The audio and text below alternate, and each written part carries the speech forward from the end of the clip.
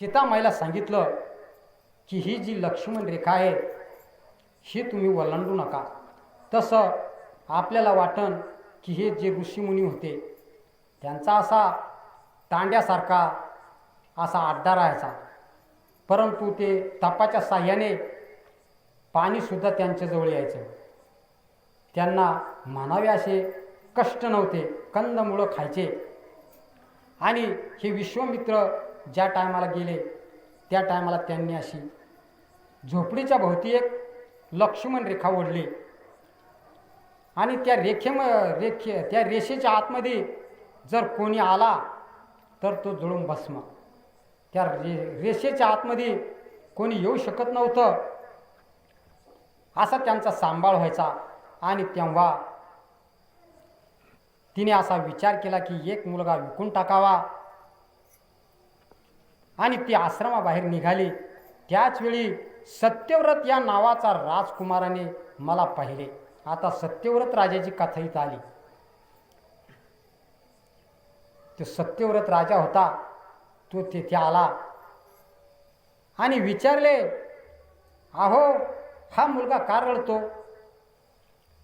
त्यावर त्या मातेने उत्तर दिलं की हा राजाला मी विकण्यासाठी चाललेला आहे. असे ऐकल्यानंतर त्याच्या डोळ्यात सुद्धा पाणी आलं की काय परमात्मा, काय बिकट परिस्थिती आहे. दुष्काळ पडला, प्यायला पाणी नाही, खायला अन्न नाही. आपल्या गावात सुद्धा फक्त 5% लोकांनी फक्त बाजरी पेरलेली असेल. त्यांना कशा 4-4, 2-2 गोण्या झाल्या. परंतु 95% लोकांच्या घरात आज एक गोणी सुद्धा नाही, येऊ शकत नाही. बाजरीच पेरली नाही, आता गहू निघत नाही. आपल्याला एक दाणा सुद्धा कोणच्या घरात नाही. फक्त आता कापसं होते, त्याचे गहू विकत आणावं लागेल. परंतु गव्हाचा भाव सुद्धा 5,000वर जाईल. तेव्हा आपली सुद्धा अशा सालामध्ये बिकट परिस्थिती आहे. त्याकरता पाण्याला जीव लावा आणि अन्नाला सुद्धा जीव लावा. तुम्ही आश्रमात परत जा. तेव्हा तो सत्यव्रत राजा होता, त्याच्या डोळ्यात सुद्धा पाणी आलं. तो रडू लागला की काय बिकट परिस्थिती आहे. तेव्हा त्या मातेला सांगितलं, तुम्ही आता राजाकडे ह्या मुलाला घेऊन जाऊ नका. तुम्ही तुमच्या आश्रमामध्ये परत जा. जोवर मुनी परत येणार नाही तोवर मी यांच्या भोजनासाठी दररोज काही मांस आणून देत जाईल. त्या वेळेपासून त्या राजाच्या कृपेने आम्ही त्या महाभयंकर दुष्काळातून निभावून पार पडलो. कारण की राजा शिकार करायचा, जंगलात जायचा. हे आपल्याकडे आता वनगाई आहे, सांबर असे अनेक जनावरं, मासाडासारखी जनावरं आहे जंगलामध्ये. राजा शिकार करायचा आणि त्यांना आणून द्यायचा आणि त्यांनी उदरनिर्वाह चालिला. पण ते करताना आमच्यासाठी त्याला वशिष्ठाचा शाप मात्र मिळाला. आपण म्हणत होतो की याला गो हत्येचं कसं पातक मिळालं. त्याने दुसऱ्याला खाऊ घातलं, हत्या केली जनावरांची आणि त्या विश्वामित्रांच्या मुलाबाळांना खाऊ घातलं. त्यांच्या असे झाले की एके दिवशी कुठेच मांस मिळेना. म्हणून त्याने एक दुभती गाय मारली. ती गाय वशिष्ठाची होती. अशी त्या राजाने त्या गायीची हत्या केली आणि ती मांस त्या मुलाबाळांना दिलं.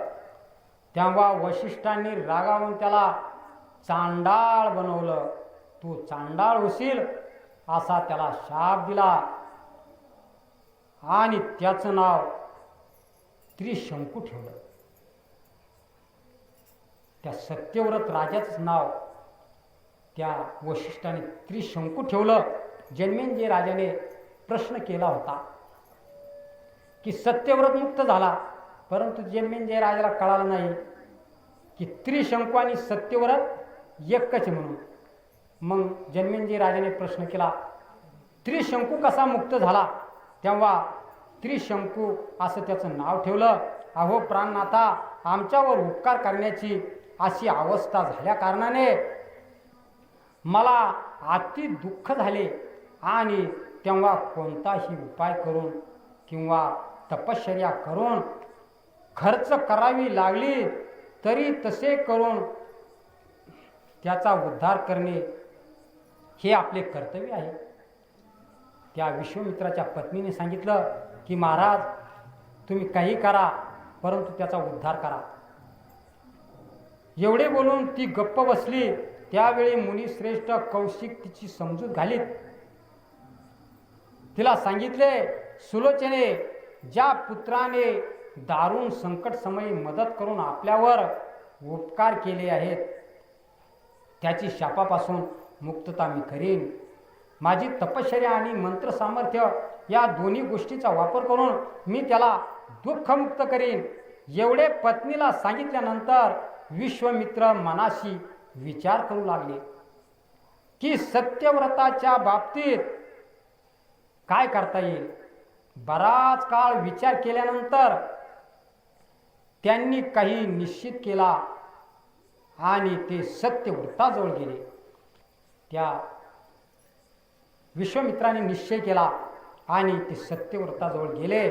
धुंडाळीत धुंडाळीत ते अंतर्ज्ञानी होते. त्यांनी डोळे लावले आणि पाहिलं की सत्यव्रत कुठे आहे. तेव्हा सत्यव्रत गंगेच्या काठावर होता. त्यांना येताना पाहून चांडाळ वस्तीमधून त्रिशंकू धावतच पुढे आला आणि त्याने मुनीच्या चरणी साष्टांग लोटांगण घातले की हे मुनिवर. विश्वामित्रांनी त्याला हात धरून उठविले व म्हणाले, राजा, आमच्यामुळे तुला वशिष्ठाकडून शाप मिळाला. तेव्हा तुझी जी काही इच्छा असेल ती सांग, काही मागून घे, मी ती पूर्ण करीन. आता करावे ते सांग, फक्त तू तोंडातून शब्द काढ. तेव्हा त्रिशंकू म्हणतो, मी वशिष्ठांना विनंती केली होती की मला स्वर्गात जाण्याची इच्छा आहे, तरी त्यासाठी त्यांनी एक यज्ञ करावा आणि मला या देहानेच स्वर्गात जाता येईल असा यज्ञ त्यांनी करावा. आता पहिली जी कथा होती, सत्यव्रत राजाने वशिष्ठाकडे जे मागणं मागितलं होतं ते आता विश्वामित्रापुढं मांडलं आणि राजाचा नक्की उद्धार होणार आणि तो स्वर्गाला जाणार. तेव्हा वशिष्ठ रागाने म्हणाले की अरे बुद्ध भ्रष्टा, मनुष्य देहाने स्वर्गात कसे जाता येईल. तेव्हा विश्वामित्र सुद्धा त्याच्यावर तापले की तुला हा देह घेऊन स्वर्गात जाता येणार नाही. माझी तर स्वर्गात जाण्याची प्रबळ इच्छा असल्यामुळे त्यांना मी उत्तर दिले, बरे तर असे असेल तर मग मी दुसऱ्या पुरोहिताकडून यज्ञ करून घेईल.